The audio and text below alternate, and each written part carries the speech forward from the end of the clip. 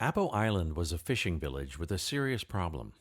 A powerful, vicious cycle of overfishing with destructive fishing methods such as dynamite, degradation of coral reef habitat, declining fish populations, and a need for more destructive fishing to catch anything at all had reduced the fishermen to seemingly inescapable poverty. Then, local scientists explained to island fishermen how a no fishing marine sanctuary could serve as a fish nursery for the island fishing grounds. The creation of a marine sanctuary along 10% of the island's shoreline was a tipping point lever that set in motion a series of changes that restored the health of the island's marine ecosystem, fishery, and cherished way of life. How did this happen? Nature began restoration as soon as the sanctuary was created.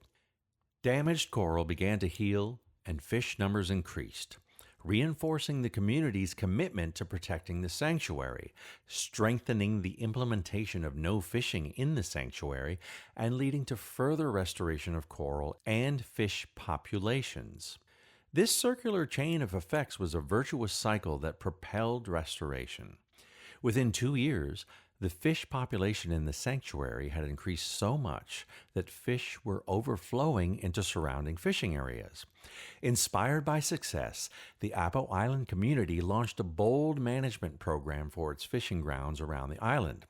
There were two key rules. First, Apo Island fishermen were not allowed to use destructive fishing methods at home or elsewhere. And second, only Apo Island fishermen had permission to fish on the island's fishing grounds. Local enforcement of these rules by the fishermen themselves created a new virtuous cycle of less destructive fishing, healthier coral, and more fish, more experience and commitment to sustainable fishing, and more effective management, leading to less destructive fishing and even healthier coral and more fish.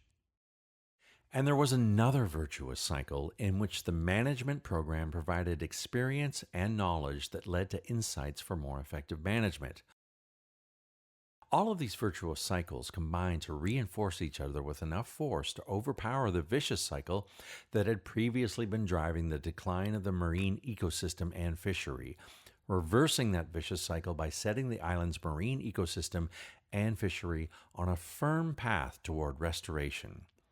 Then, as fish increased around the island, local fishermen were no longer forced to travel far away to find enough fish, and another virtuous cycle appeared.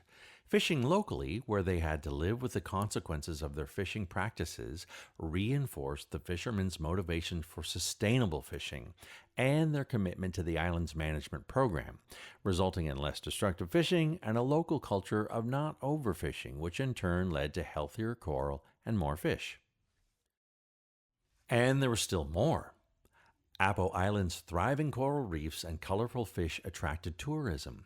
Managing tourism gave Apo Islanders more experience and incentive to keep the marine ecosystem healthy, which improved the management of the fishing grounds, preventing destructive fishing and discouraging overfishing, resulting in healthier coral, more fish, and more tourism. And yet another virtuous cycle appeared when the community's high level of environmental awareness and commitment stimulated it to use funds from tourism to add a marine ecology education program to the island's primary school. Tourism also funded scholarships to send island children for higher education in marine biology and other fields that would benefit the island. More education enhanced the pool of knowledge on which the community depended for effective management, creating an incentive to keep investing in better education for island youth.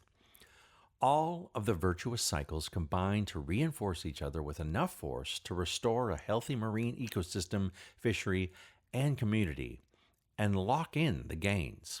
The experience, knowledge, skills, and commitment that Apo Islanders acquired while rescuing their marine ecosystem and fishery gave them the strength and resilience to meet new challenges that would inevitably arise in the future.